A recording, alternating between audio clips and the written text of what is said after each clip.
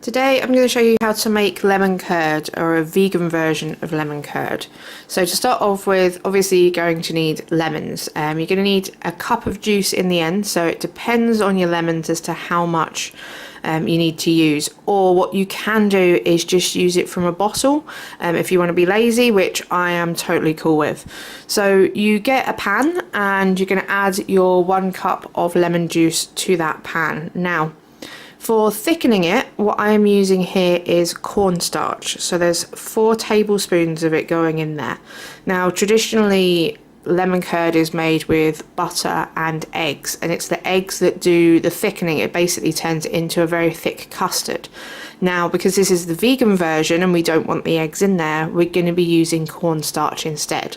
So what you do is you add a little bit of water to begin with, like that, and then you get stirring, and you'll see that I do struggle with a little bit there because it is a bit of a pig to stir up.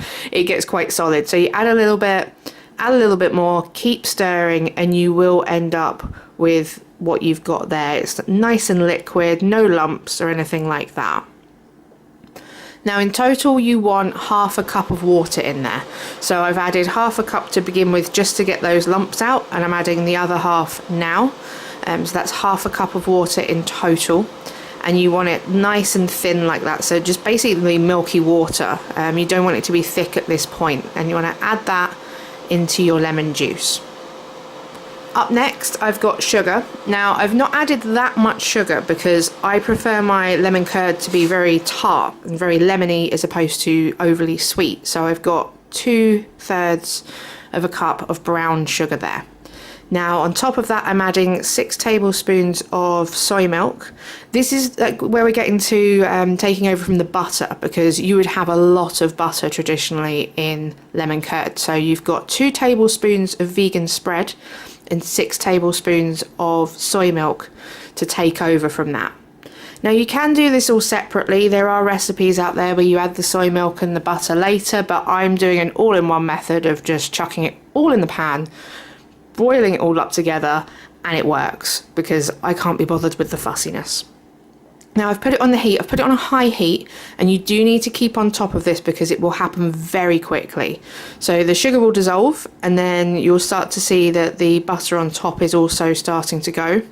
And then as soon as it starts boiling, and as I say, it will happen very quickly, you want to whip that straight off the heat, because otherwise you're going to end up with just this big solid gelatinous lump that you can't do anything with.